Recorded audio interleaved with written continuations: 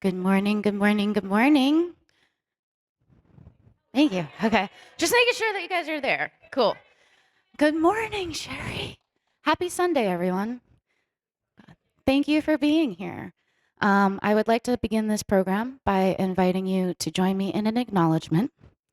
We acknowledge that we are gathered together today on the unceded land of the Montaukett, Shinnecock, and Manhasset nations, nations who are still very much a vibrant part of our community and for which we are very, very grateful.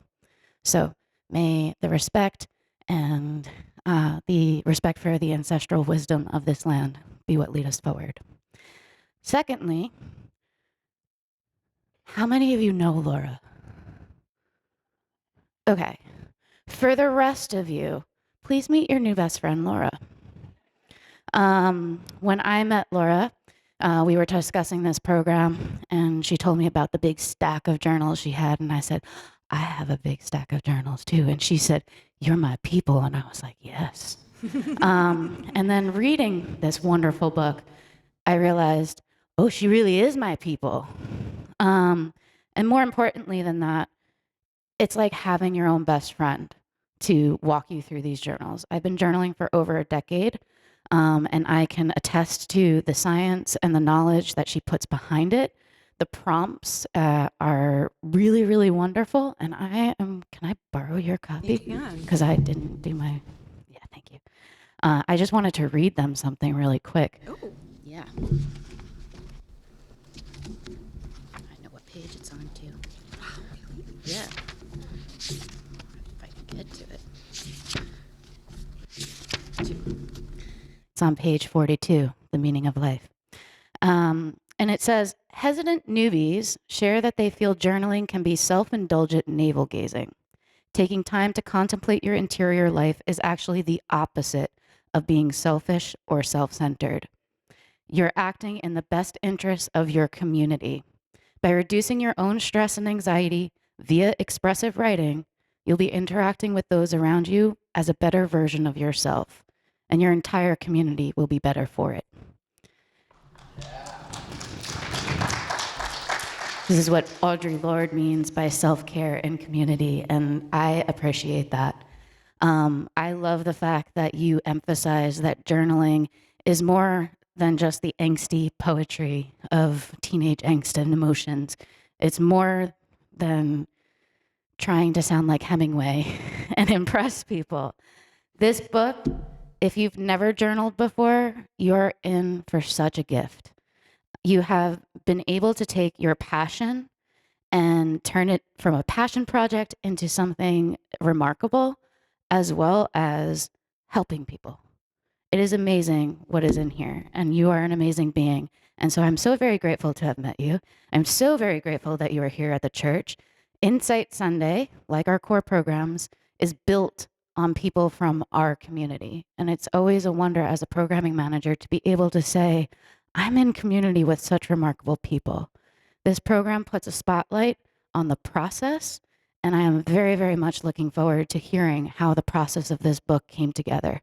So without further ado, please welcome Ms. Laura Rubin.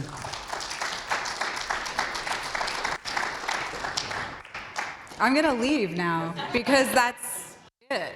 There's nothing else. Okay. Thank you to the church. Thank you to Kristen. Thank you to Sherry. Thank you to Paul for making all of this happen. Truly grateful for the opportunity to be here.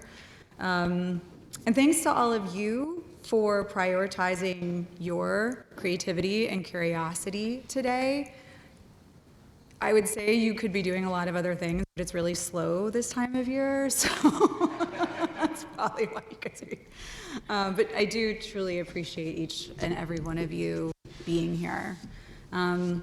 This is going to be an interactive session. This is not my TED Talk, so let's just do quick show of hands. Who here journals either regularly or semi-regularly? Great. And then who of you is interested, curious about journaling in general? Okay, great. And for the third category, people who don't care, I assume they're not here. So, okay. Okay, quick housekeeping. Does everybody have a pen, a notebook, something to write with? Great. Okay, so we're going to do some micro journaling together during the course of this experience. And I want to be clear, at no point will I ask you to read what you have written. That would be antithetical to the whole point of this. So I want you to really be able to relax and enjoy and know that what you write is just for you. You do not have to share it with anybody. I have been journaling since I was 7 years old when my mom gave me my very first journal. It is how I organize my thoughts, how I create structured thinking. It is how I make decisions big and small. It is how I am a better version of myself in this world. I have tried a lot of different modalities in wellness to improve myself, but what I will tell you is that if I don't dry brush for a couple weeks, I don't feel any different. If I don't journal for a couple weeks, I am a not good version of myself. So I keep coming back to the practice because I know it works. It has helped me ideate, dream, plan into those dreams, actually create out of what I was able to identify as an idea, bring it into the world. All of that happened in the pages of my journal.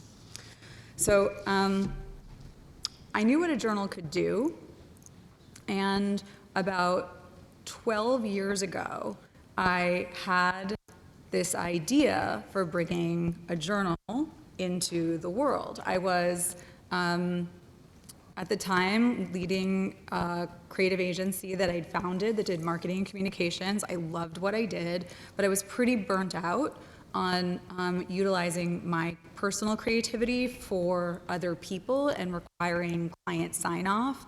I just needed something that was my own, and I was looking for a passion project, somewhere that I could just like roam and enjoy the experience of self-expression. And I came up with this concept of a journal. Let's see if I can do this right. Oh, that's me.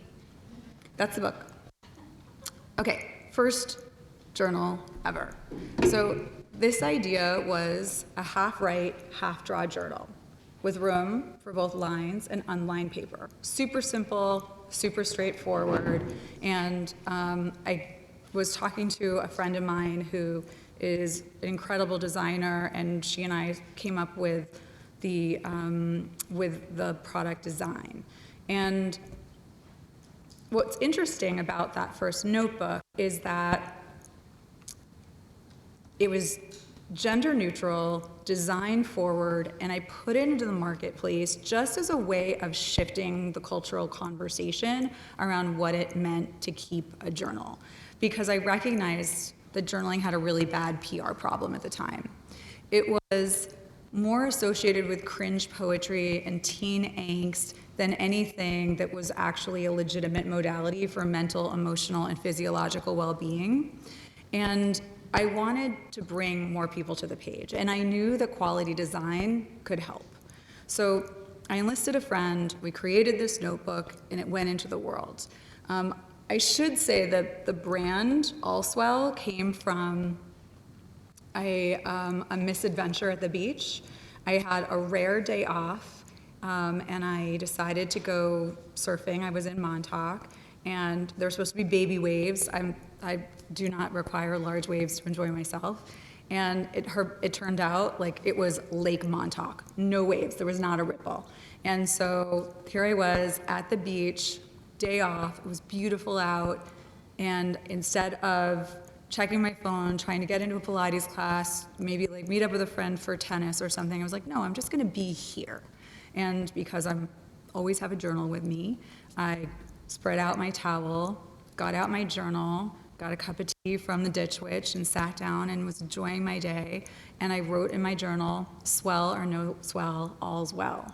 And I went, oh, there's something there. So I had this idea for a journal, and then the brand, and the two came together. So I put it out in the marketplace, and what was interesting was that this thing that I had been doing intuitively my whole life, that's when I found out that Marketplace taught me that people have a lot of hang-ups around journaling. They think they're bad at it. They think they don't know how to do it. They think it's Dear Diary. They're afraid that someone's going to read it. They think they have bad handwriting or that they need to sound like Joan Didion. At this point, I have heard, I've been doing this for 12 years, I have heard all of it. And that's where I came up with the idea for a curriculum. I said, okay, I can take my nerdy English major background and my experience in experiential marketing and put it together and invite people to the page. Ground everything in peer-reviewed science, but make it joyful, make it fun. So people don't associate it with something that they have to do, they start associating it with something they want to do. And that was where the workshops came from. So, by the way, shout out to my boyfriend who actually put the cards together. Okay. Oh, whoops.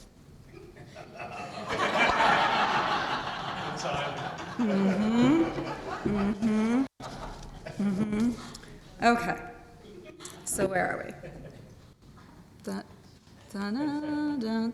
Hey! Okay. So another thing that I realized as I was going through this process and setting up this brand, and I was having fun. I was enjoying it again, right? It was starting to fill my cup, my creative cup back up. I was able to just make stuff and do stuff, and I didn't have to ask anybody's permission to do it. And I created this newsletter and was creating content for social media, and I was writing and creating a brand vocabulary and sharing stories about journaling and sharing statistics about what was working. And that's when I realized I was hiding. So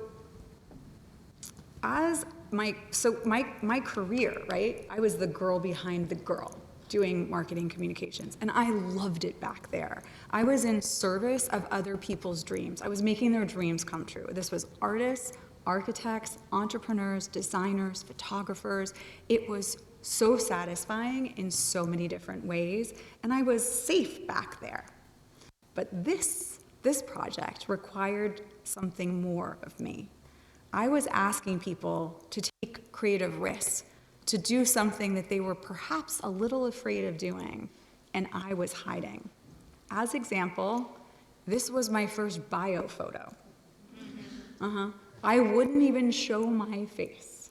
So I decided, well, there's nothing more representative of me than a stack of my journals. You can see the very first one at the top that actually does say Dear Diary with a gold lock on the side, and that was my first one. I've saved all of my journals over my lifetime. Now there are many more stacks. And so instead of taking a picture of me, I had a friend of mine give them the star treatment at a photo studio, snap it, and that was my first bio photo. Another way that I was hiding was behind we. We believe, well, we think, our approach. And that's, a friend of mine said, no, who's the we? No, not we, I. And so I had to step out in front in ways that were wildly uncomfortable, and that was part of my creative journey. And I realized I couldn't ask people to take those creative risks and meet themselves on the page if I wasn't willing to step out in front and have them see me and talk as myself. So as far as creative process goes, that was a big leap forward. I couldn't have written this book as me if I had gotten past that. Okay, let's see. What have I got for you here? I'm going to read a little from the introduction. Cool? I might have been early, but I wasn't wrong. Over a decade ago, I recognized that journaling had a major PR problem. As a marketing communications executive, part of my job was to be a futurist, to predict what people will want and need before they know it. And the tea leaves weren't looking good. Both in that role and on an interpersonal level, I was witnessing how massively dissociated our culture had become. And I knew that analog self-expression could help. But at the time, journaling was closely associated with cringe poetry, angsty teen scribblings, and overly scented bath products, despite it being a science-backed, effective, and legitimate modality for mental, emotional, and physiological well-being. I wanted to get more people to the page, but I also recognized that accomplishing this required us to shift the cultural connotations about what it means to keep a journal. To start chipping away at the misconceptions, I created a gender-neutral brand influenced by my time in and on the ocean. It began with a design-forward analog product, including a series of write-draw notebooks, a deck of thoughtful prompts, packs of cheeky postcards, and more. My thinking: make it attractive, make it feel good, the people will come. And they did. A dedicated community coalesced around putting pen to paper. So these books went off into the world. And then they showed me, they taught me this thing that I made, I learned from the people interacting with the notebooks. The same way I feel about this book, I made the thing, off it goes, and I get to watch now how it has a life well beyond me. Each one of you who interacts with it, you're making it your own. It's going to have its own life. I feel like I've raised this child up, I made sure it got good nutrition, I'm putting it into the world, it's graduating, off it goes, and I can't wait to see what it does. So that's this process of like, I'm making something, and then you give it away. It's no longer yours. And what's really brilliant and beautiful is that I get to watch and see what happens with it.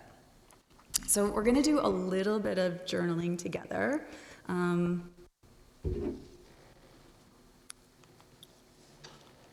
It's remarkable how I keep doing that wrong. Okay, so sense check.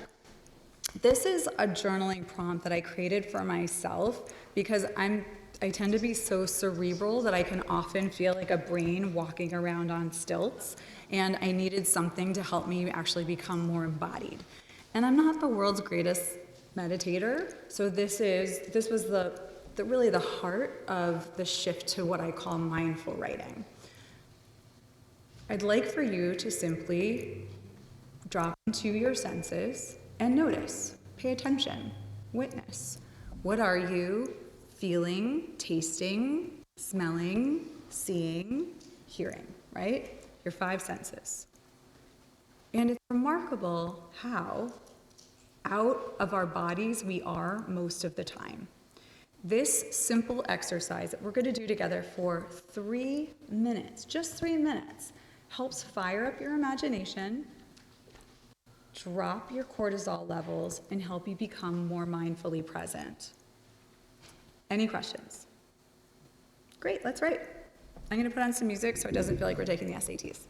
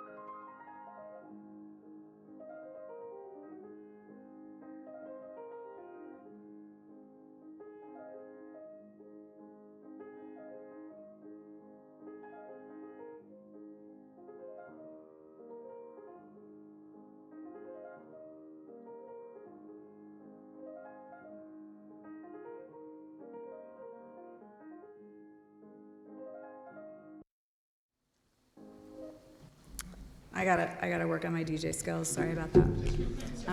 Okay, so that was 3 minutes.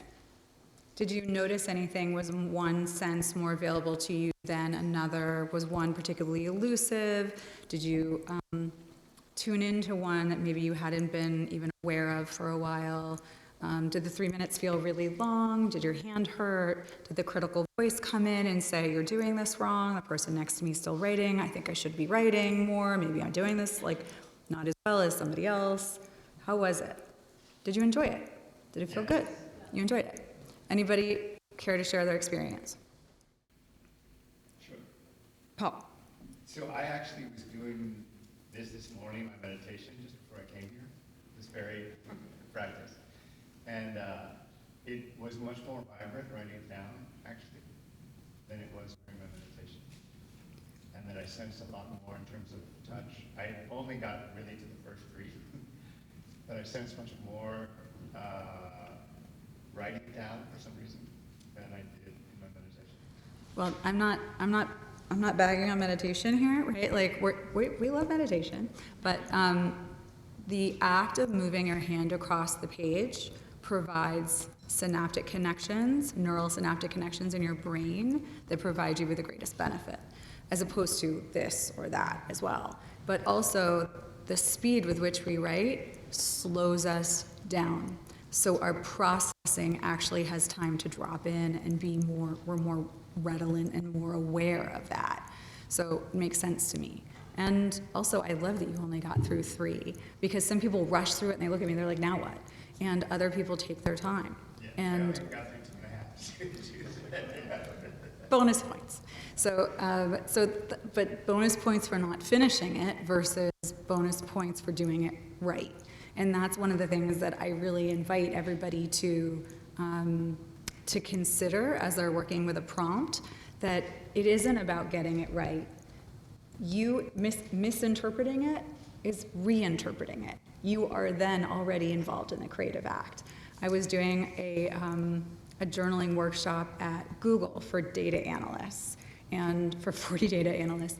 And there was one guy in the front row, his name was Logan, and he, at the end of the workshop, he kind of apologized to me, saying, he raised his hand sort of in a kind of shy manner and said, I'm really sorry, I'm not really a word person. I drew all my answers. I was over the moon, right? This guy who thought that he had been doing it wrong was involved in the creative act in a way that he had made all of the prompts his own. So it's not about doing it the right way. 2.5 answers. It's perfect. Thanks, Paul. What you guys? I didn't really know where to go, like, time-wise. Yeah. So I decided, I was like, touch, I talked about, like, something ethereal. I basically just talked about breakfast. Because I had an everything bagel, so it was so encompassing of, like, touch, taste, and scent. I didn't get to sight. I did get to sound. But it felt like a checkoff list. But I didn't really know where to go, so I just felt like everything bagel kind of, controlled the senses. I feel like everything bagels could be its own book. Yes, yes. But time-wise, I was just like, so I just kind of did think, you just said, literally, what do I taste? Love it, love it. And one of the other things that's cool is I ask people to do this prompt sometimes in layers, right? Hear and then hear beyond the hearing, because with each of our senses, there are things that are there beyond the initial answer. And if you keep going, it's like, okay, I hear the whir of my refrigerator. I hear somebody walking their dog outside. I hear somebody in the apartment above me. What have you? And then you're suddenly completely more present than you were 45 seconds before. Thank you.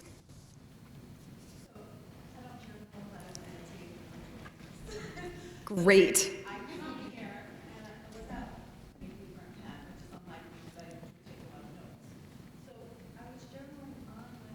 Yeah. Great.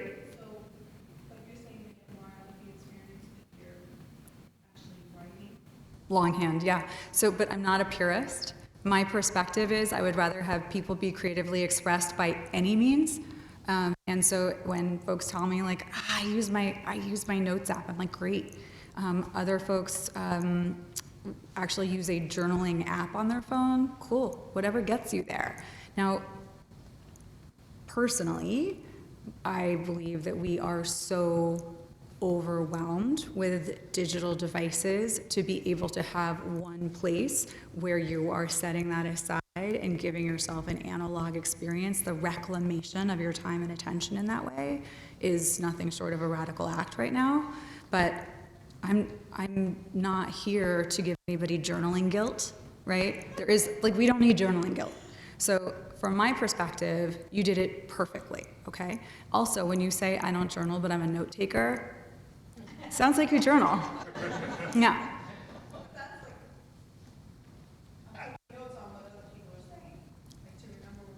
Yeah, sounds like journaling. Yeah. So the other thing is when you write longhand, our ability to actually absorb the information and hold on to it, so we remember things better if we write them longhand versus typing by any like other keyboard device. So thank you for that. I could do this all day. Wait, I do. This is what I do for all day. Yeah. Okay. Okay. Okay, so then curriculum, right? I decided I could do this with people. I could do this with people. It would be great. It would be fun. Now, what does it look like? I keep doing this the wrong direction. Oh, I did it right. Okay. So I created this idea of the writing table. So I wanted to bring people together, but I wanted to have them associate cultural perspectives that are joyful. So by doing it at the long table, using table as art piece, which is a concept I borrowed from Jim Denevin from Outstanding in the Field, it's like my family celebrates at the table, mourns at the table. It is where we come together, and it is archetypal, right? I mean, we're going back to like breaking bread with Christ at the long table, like this. The table is a place of communion. So by bringing people together in various different environments and making it something that looks like a place of celebration and joy and abundance, then I'm disarming them and they are more comfortable. One of the other things that I realized that happened over the period of doing, I've now led hundreds of workshops for thousands of people in all different kinds of environments. It's not always Hotel du Cap for Dior, right? It's also formerly incarcerated, formerly homeless young adults on Skid Row. It's wounded special forces veterans. It is CIA agents in a boardroom. That was intense. So it's all different kinds of people and all different kinds of environments, but I try to embody that long table and bring people to it because it is a potent container. But one thing that I see consistently is that there's one point where the mind of the room coalesces and shifts. And it isn't necessarily while people are talking. It can often be while people are writing together, nobody's speaking, right? They're just writing for 4 minutes at a time. And it is remarkable. I get the best seat in the house. I get to watch this happen. I get to watch the seed crack open. And I started doing the research. Why does this happen? And it has its roots in parallel play. The concept of parallel play comes from early development psychology, where children do something next to each other, but they aren't necessarily interacting with each other. And that was what I was witnessing. So group journaling sounds so antithetical. Why would you do something just that you're doing by yourself with somebody else? But in a communal setting, what you're getting is support. What you're getting is community. What you're getting is the quiet of doing something next to somebody and the additional focus that you are giving yourself in effect. So this was the jumping off point for the group experiences. And of course, throughout that, people were saying, Rubin, where's the book? Where's the book? Where's the book? And I just wasn't ready. I wanted to make sure that my book, when it was the right time, was grounded in a lot of tried, tested, and again, scientifically, empirically based knowledge, not just good intentions. Because my experience in the wellness world was there's a lot of guruism out there right now of people who have good intentions but don't necessarily have the experience to back it up. And so I waited and waited until I had over a decade of experience, and that was when I finally said, I think it's time. So I started working with a friend of mine who is an author, and she's basically a book doula. Called her up and I said, I need help. I can't do this myself. I need some structure. And she was like, great, let's do this together. And she gave me some accountability. I hit some of the deadlines, I missed some of the deadlines, but I was working on a book proposal. So that was really the origin of what it is some of you are holding in your hand. All of this really comes back to this idea of being curious about something and following it. Deciding, I'm curious about what would happen over here. Let's go see it. And I call my personal creative practice following the breadcrumbs. And I have a little mention of that in the book, which I'm going to read to you.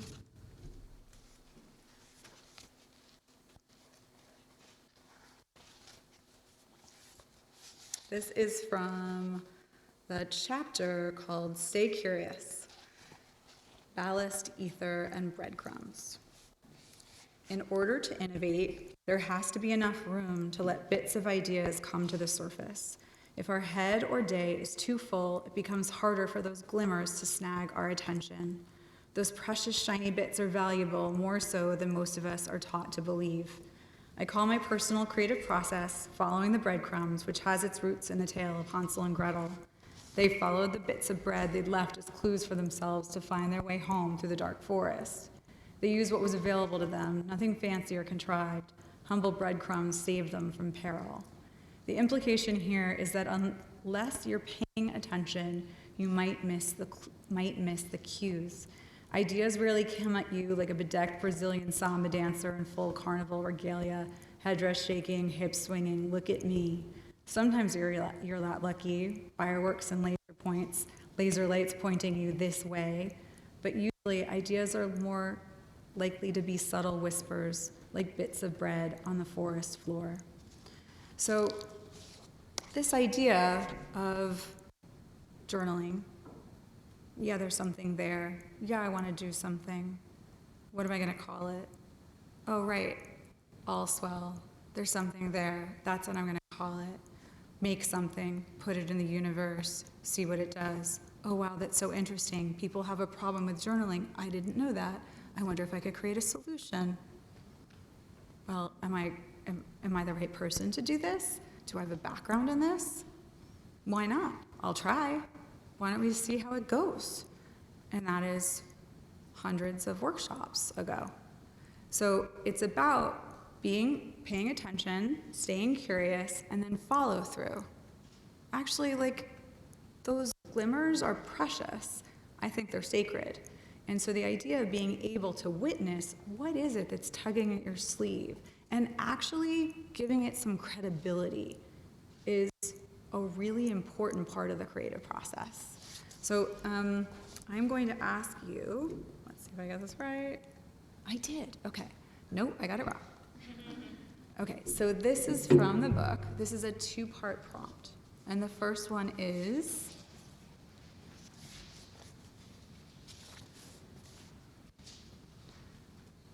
who, what, where has piqued your interest lately? It can be a concept, a word, an image, a piece of art, an idea, a place, anything. It doesn't need to make sense or be practical in any way.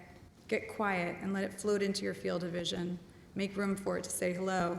What about it is interesting to you? If you read the above and got nada, nothing, niente, don't panic. There's nothing wrong with you. Capturing creative fireflies often takes some practice, especially if you're not used to giving them attention. If you're feeling blocked, here's an alternate subprompt. It's worth noting on the page if you are having trouble coming up with anything that's been nudging you recently. Why do you think that is? When was the last time you did take note of a potential breadcrumb? Did you follow up on it? If so, how did it go? If not, what held you back? By identifying patterns, you're unclogging your own creative machinery. So we're going to take 3 minutes to answer the first question, and if nothing occurs to you, that's okay. Try to then map back to some place that maybe you did follow a breadcrumb, and what happened. Any questions? Okay, cool. Enjoy.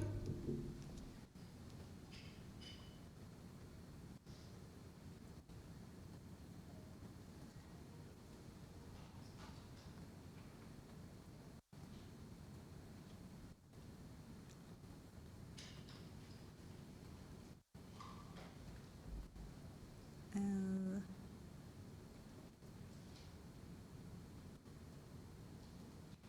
we go.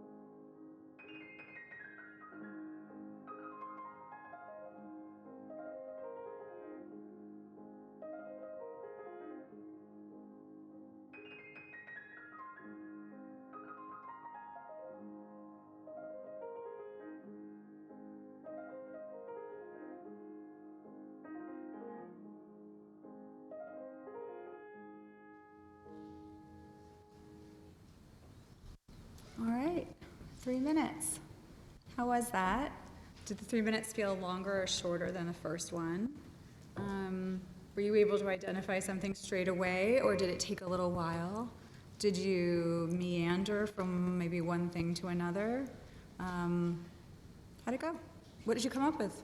Share, don't share, all good. Took a while. You had to work your way to it. Was there a lot of sort of staring into space, or was it writing your way to it? It took like maybe 30 seconds or so thinking about what item I'd want to be able to pick. Yeah. And then ultimately I started thinking about Roosevelt's photographs and thinking about like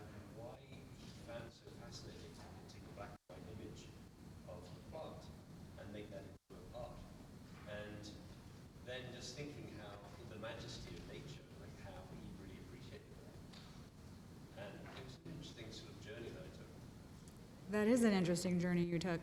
And you know what I love about it?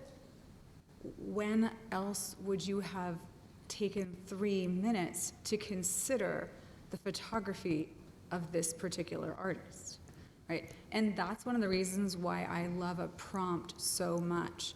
And I depend on them for myself, because if I sit down at a notebook, chances without a prompt, chances are it's going to be mind chatter. It's going to be what I call complaining on the page. And that serves its purpose. Like, you know, it is the little black dress of journaling, but I think that I want to do other things with this notebook.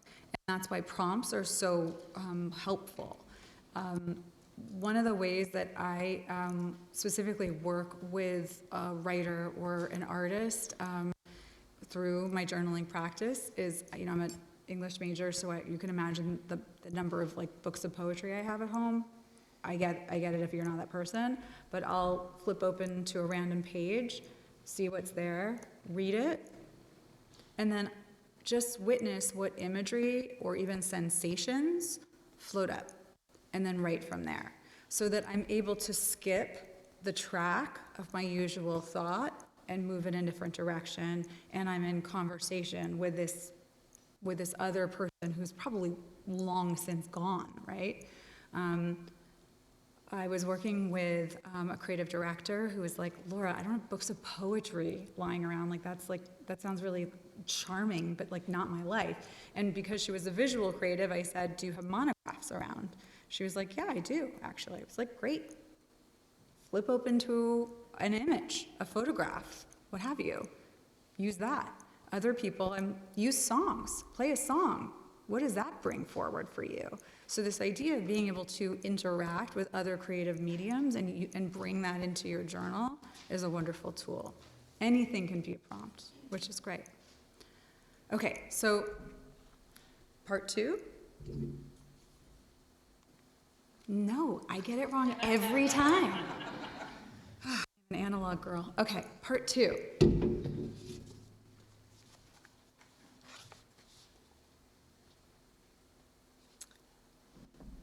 Now that something you're curious about has landed in your awareness, what incremental practical steps can you take to further explore what's tugging at your sleeve? How can you spend more time with it, in it, on it? What resources can you dedicate to it? Who can help?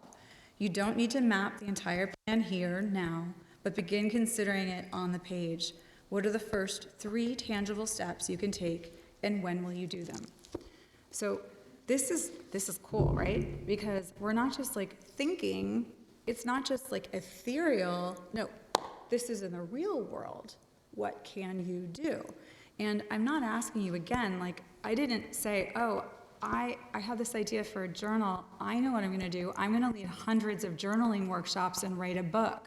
I said, I think I wanna make a journal. That was it. That's all. That's all. That's where it started. So whatever it is that you're kind of curious about, take 2 minutes and write 3 steps, or a person that you want to talk to, steps you can take, tangible things in the real world that you would like to do potentially to just follow the breadcrumbs.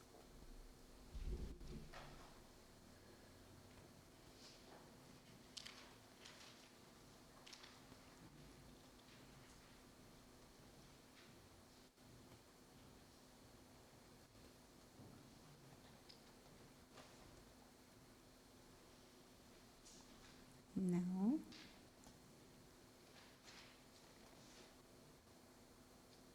I don't know why it's not working.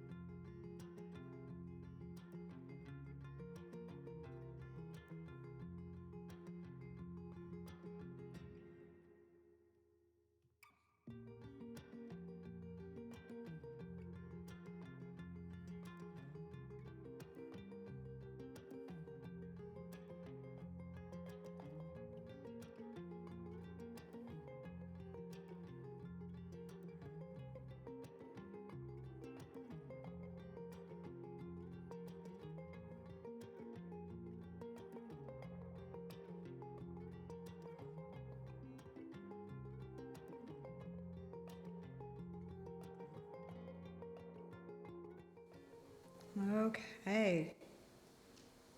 Welcome back. Where'd you go? How was that? Was 2 minutes enough? Were you like, dagnabbit, I wish I had more time? Do you feel like you're kind of loosened up a little bit now that you've been writing more, or has it become harder? Jessie? I think what's really cool about the last two prompts are a lot of ideas. It makes me pause, reflect on my ideas, and then it separates me from the idea because the idea was on the paper, and then I can like play, then I can work with it, Cool. like with my hands. But if it's all up in my head, it, frankly, it's spinning and like, oh cool, like I think of something else, and then the phone rings and whatever. But when it's on the paper, I can break out from it. I can like coming up with these first three things suddenly turned into 7 things. And I'm like, ooh, I need to do that.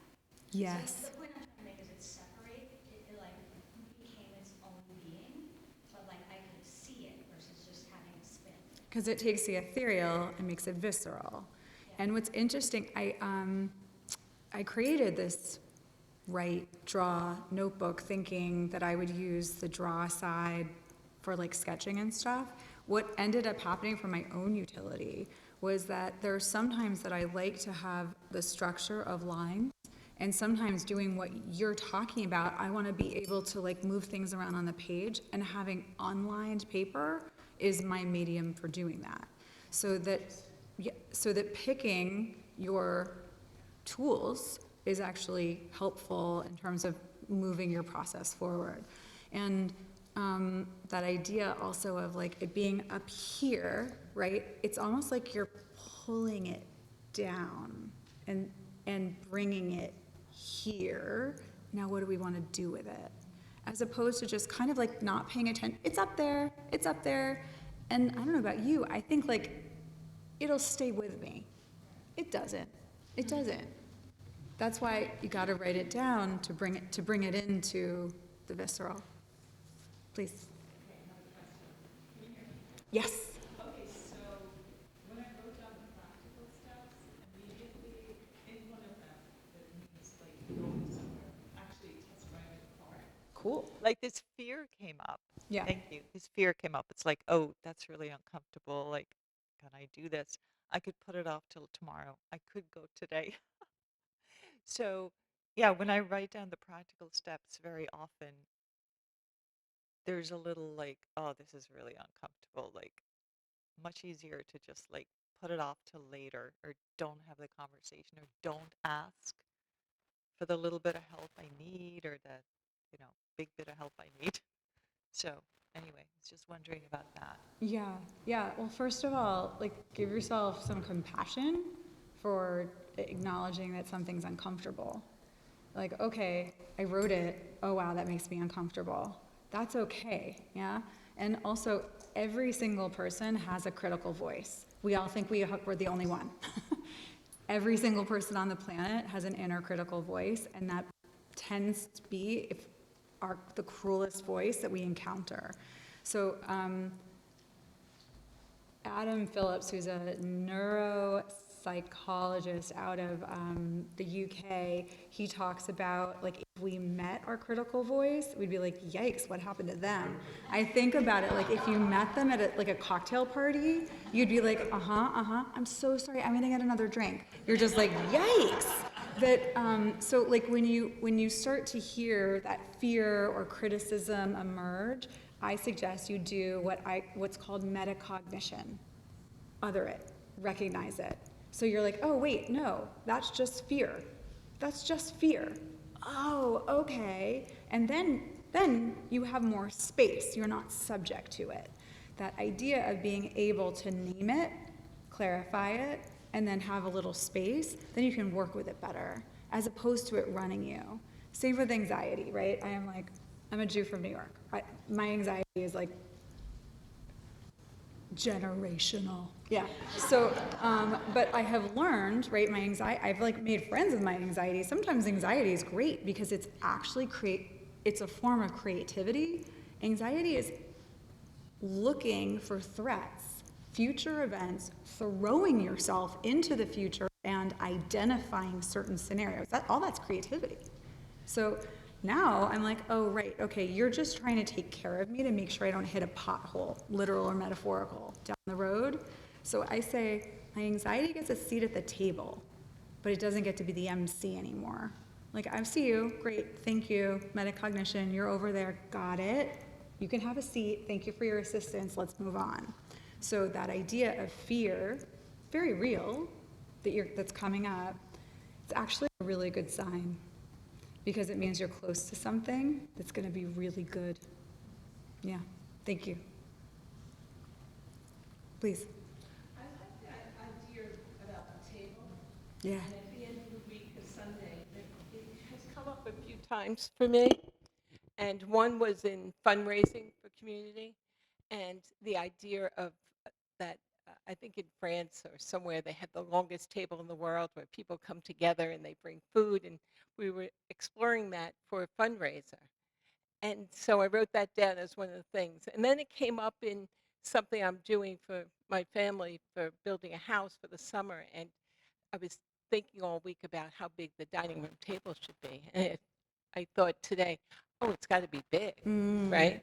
And then the third thing was I have a passion project, and I usually speak about it and stand up. And I'm thinking, no, we should be at a table and talk about it. So it's just so funny how all those ideas came together. You have ideas and they disappear. And to have an exercise like this, I actually put them on paper Yes. that may come to fruition or not. Yes. So Can I recommend a poem for you? It's called "The World Ends Here" by Joy Harjo. It's absolutely beautiful, and it's my favorite poem about the power of a table. And I think you'll really enjoy it. great. But that idea of you're talking about three disparate things, and yet there's this overarching theme for you. And it's in your charity, it's in your home, literally on your Sunday. And I say there's something there for you, right? There's like the power of the archetypal table is meaningful to you, and it's showing up in all these different ways. And my point is simply pay attention, be curious, be open, and when the idea hits, act on it. Small way, big way, but give it the respect of actually following through. Yeah, thank you.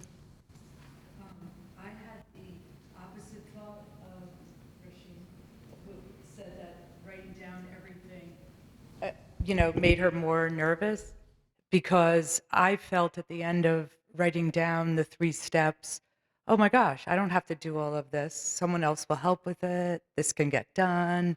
So it like illuminated a path. And and then the other thing, a lot of times I do think of prompts when I'm walking around the house, and then I say, "Oh, I want to write about that." So I think I'm going to keep my prompts in like the back of my journal or something. Yes, so cool. And that you can come back to them, your self-generating prompts, and then you can pick one that works for you on any given day. Like, yes. And one of the other things that I love about what you just said, there's a chapter of the book called Headliners Need Help that there's this, I have a series of journaling workshops called the Mojo series, which is all about helping people bring things into the world, bringing them into fruition and feeling lit up by it. And rock stars need roadies, right? We are allowed to ask for help. You do not have to do it all by yourself. And one of the prompts is like, what kind of help do you need? Do you need a new endocrinologist? Do you need a dog walker? Do you need VC funding? I don't know. But once you even identify what the help is, you don't even have to know who those people are. But once you're aware of it, then you can start enrolling people, asking and being curious about what brings you to those things. Maybe you don't know how to pitch a VC for funding, but once you recognize you're looking for an angel investor or what have you, you can start working on those conversations that will bring you towards that. So you're doing it intuitively, which fills me with much joy. Thank you.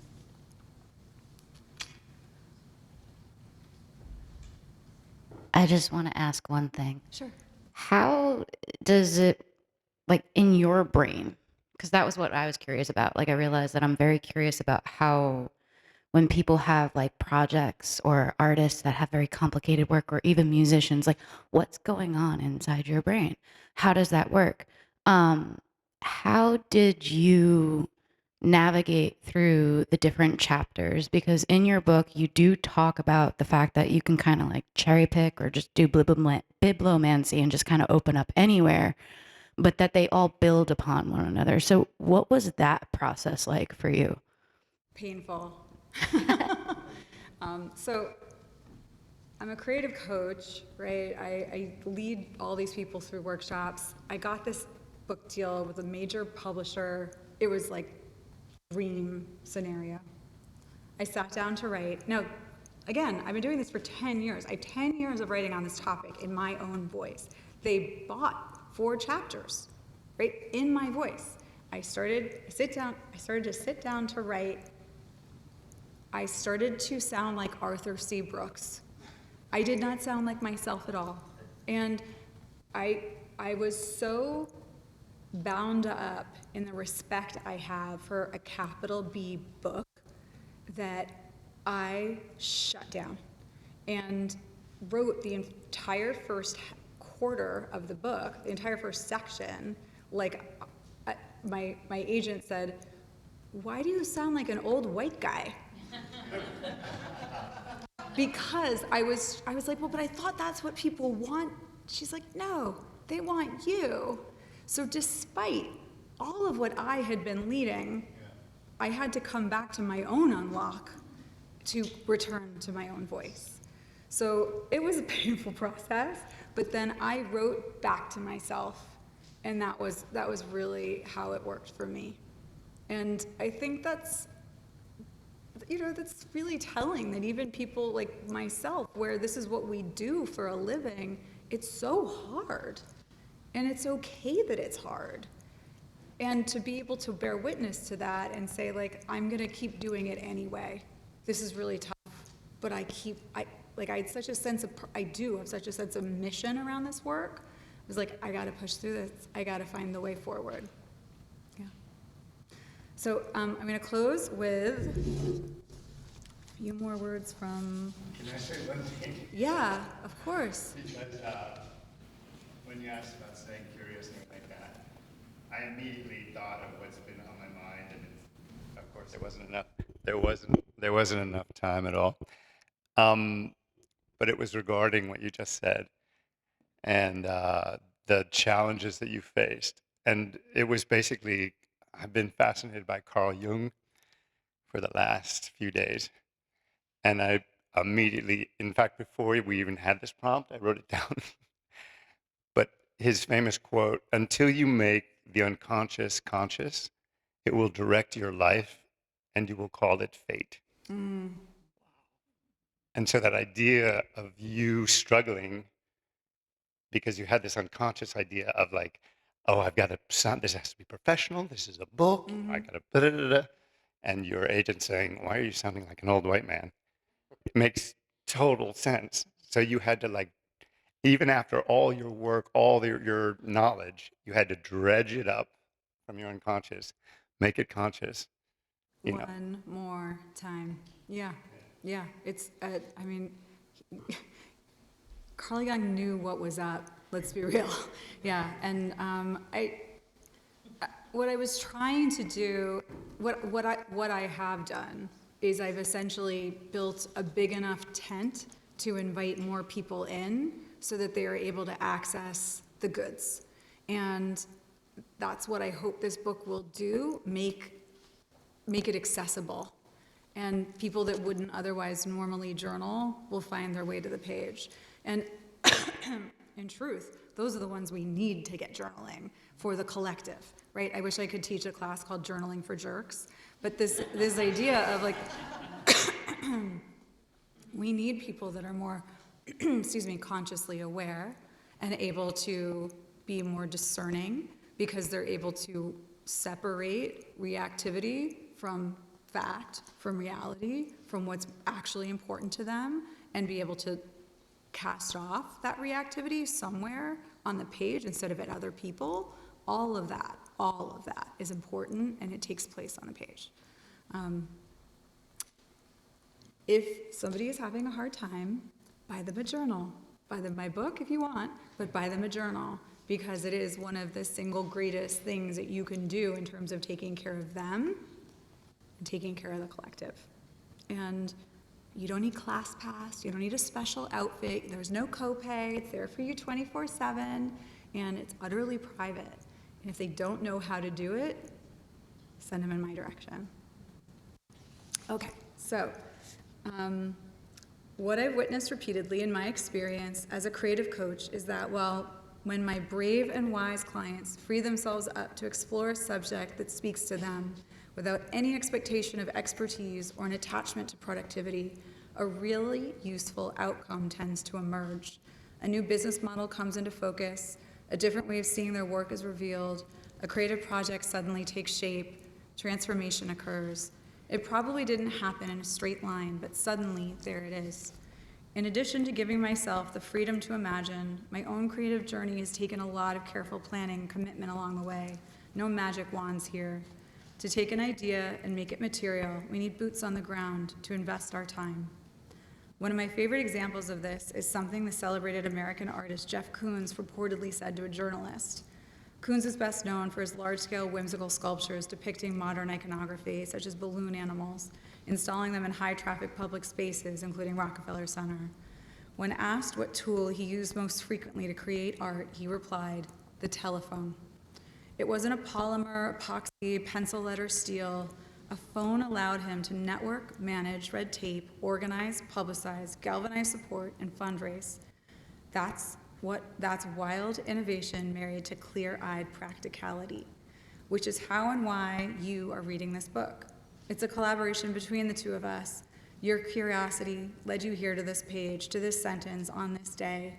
Something about it called your name, and the book exists because I followed a similar series of impulses. I had an idea, I created a single blank notebook, and then a curriculum, and then a series of workshops, all because I respected the glimmers enough to listen to them in the innovative world, and then to act on them in the practical world. I didn't expect it to lead here, but I'm so glad we landed in this place together. Thank you all so much for being here. Truly, it's an honor and a pleasure. Thank you so much to the church. And thank you, Laura.